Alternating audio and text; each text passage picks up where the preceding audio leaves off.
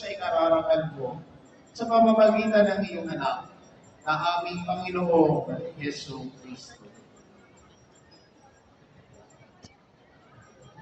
Sa pamamagitan ni Kristo, kasama niya at sa Kanya, ang lahat ng parangal at papuri ay sa iyo, Diyos amang makapangyarihan, kasama ng Espiritu Santo, magpa sa walang hanggan. Amen. Amen.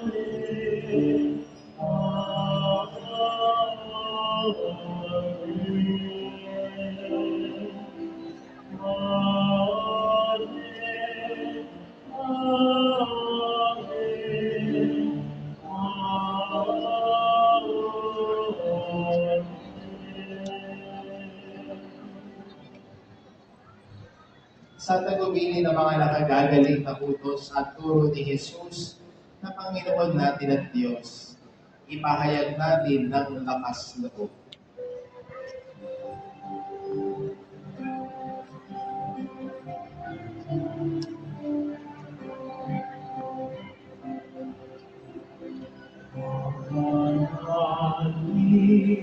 Sumasalang sa galing awalan mo, maasahin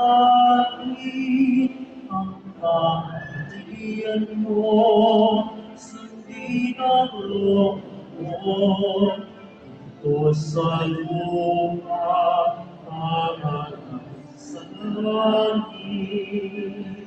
Bigyan mo kami ngayon ng ating mamahalin sa araw at kawain muli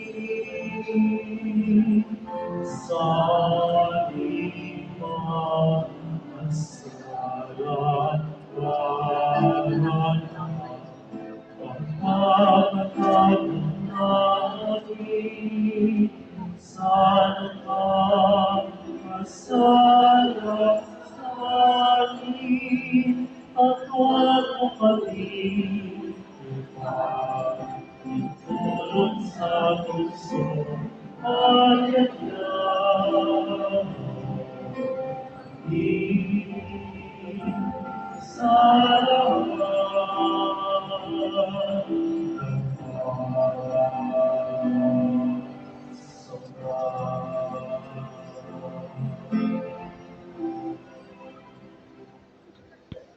Inihiling namin na biyadyan sa lahat ng masama, pagkalooban ng kapayapaan araw-araw, iligtas sa kasalanan, at ilayo sa lahat ng kapahamakan. Samantalang aming pinananabikan ng dakilang araw ng pagpapahayag ng tagapagligtas naming si Yesu Kristo. Sapagkat iyo ang kaharian at ang kapangyarihan at ang kapurihan magpakailanman. Amen. Panginoong Jesucristo, sinabi mo sa iyong mga apostol, kapayapaan ang iniiwan ko sa inyo, ang aking kapayapaan ang ibinibigay ko sa inyo. Tungayan mo ang aming pananampalataya at huwag ang aming pagkakasala.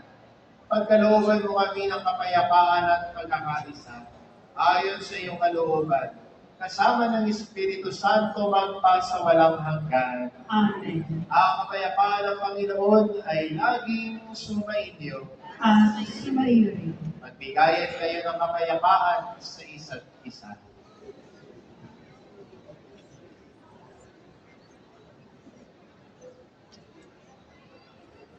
Kordero ng Diyos na nag-aalis sa mga kasalanan ng sanlibutan, maawa ka sa amin.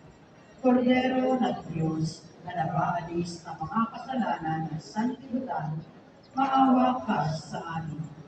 Kordero ng Diyos na nag-aalis sa mga kasalanan ng sanlibutan, ipagkaloob mo sa amin ang kapayapaan. Magsiluhod po ang lahat.